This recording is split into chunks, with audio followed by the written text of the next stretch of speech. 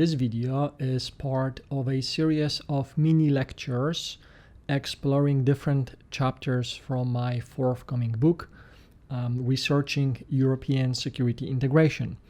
And this one is titled Imagining the Functional Model of European Security. So this video and this chapter of my book is exploring the counterfactual analysis. It takes the counterfactual kind of intellectual conceptual tool to explore how European security could have evolved. The European security architecture since the end of the Cold War could have evolved if European security proceeded, or European integration in general proceeded according to the functional blueprint as proposed by David Mitrany. So what is counterfactual analysis? Well, it is about asking what if kinds of questions. What if Adolf Hitler never came to power in Germany? Would this country still lead the world to World War II? We often engage in counterfactual analysis without explicitly naming it as such or without realizing. For example, we do it when we ask whether Russia would have invaded Ukraine if NATO did not promise to accept Ukraine as a member during the 2008 NATO summit in Bucharest. If you want to learn more about counterfactual analysis and how to use it for academic analysis, Ned Lebo published a book, Forbidden Fruit, Counterfactuals and International Relations. I highly recommend it. I used that book to help me develop a framework for this chapter. Now, the starting point of that chapter is that European integration could have taken a different form, potentially. It took a particular form, but it's not the only form that it could have taken. David Mitrany, through his numerous publications, advanced a particular vision of how international integration should be organized, how international cooperation should be structured, and he also commented on the early stages of European integration. In fact, he criticized the way the early European coal and steel community later kind of progressed towards European economic community. He liked the initial idea of the European coal and steel community because in principle, arguably, it was more open and it was more flexible, it was more functional, it was focused on a particular problem, and in principle, any country could have joined the European coal and steel community and work specifically on that issue. In contrast, he argued in his Journal of Common Market Studies paper from 1965, in contrast, the European Economic Community was more bureaucratic, more territorial, was more exclusive. And so he didn't like it very much. There is a relatively recent book, The Return of the Theorists, and one of the chapters is a kind of imagined interview with David Mitrany, and in that interview, Mitrany is highly critical towards the way the EU has actually developed. He doesn't approve of the form the EU has undertaken. This is an imagined interview, but it is based on the reading of Mitrany and his work. So in this chapter, I ask how could a functional model of European integration look like, and what impact it could have on European security after the Cold War.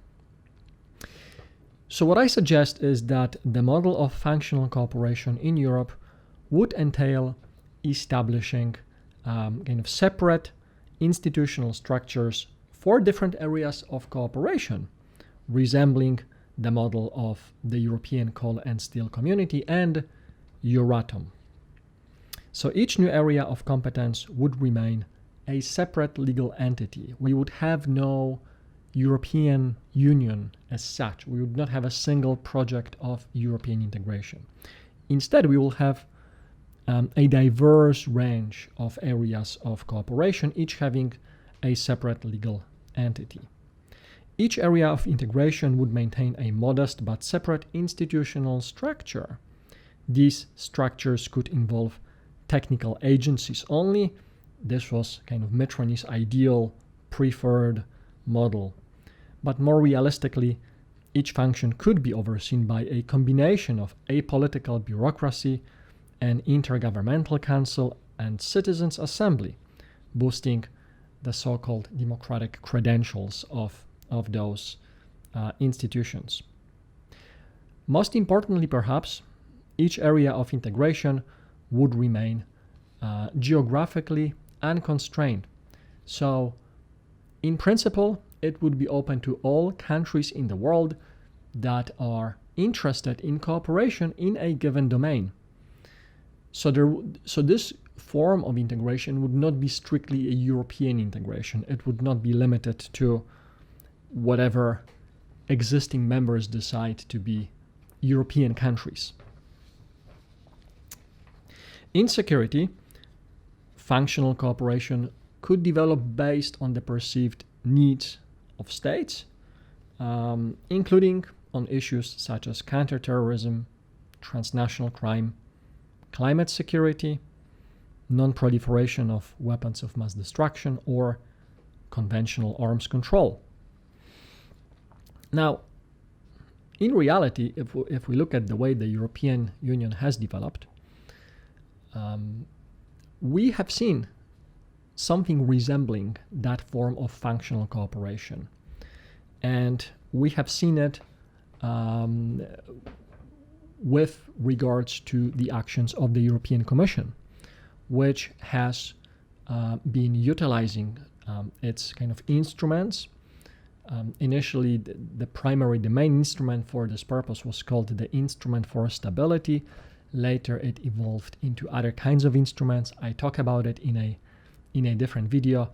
So it's not like there is something of a precedent in how the EU could approach problems through a more functional model.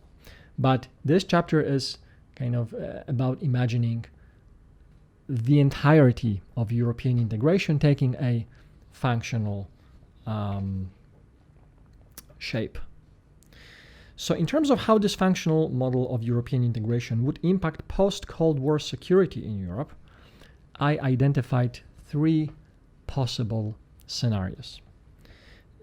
So there are three kind of ways in my proposition here in which a functional power Europe, or a functional model of European integration, including security integration, could have impacted the post-Cold War security architecture in Europe.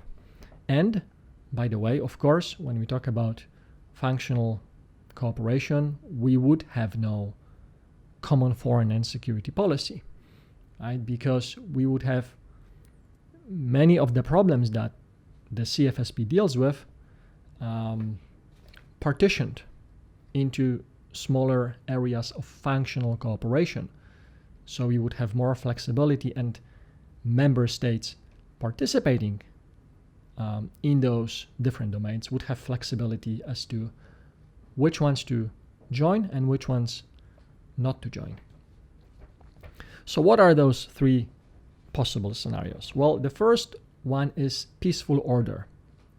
In this scenario, both Russia and the United States adopt an accommodating strategy.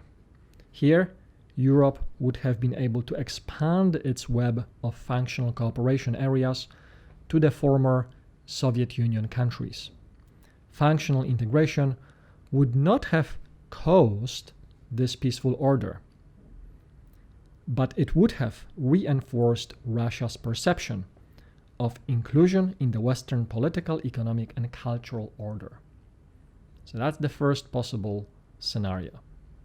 Both Russia and the United States adopt an accommodating, highly cooperative strategy at the end of the Cold War, and European functional cooperation can take advantage of that broader permissive structure and expand links with Russia and also former Soviet Union countries. The second scenario that I draw is temporary peaceful order. Temporary peaceful order. In this scenario, Russia is initially accommodating towards the West, but its foreign policy strategy evolves towards defensiveness as the United States and NATO continue to expand.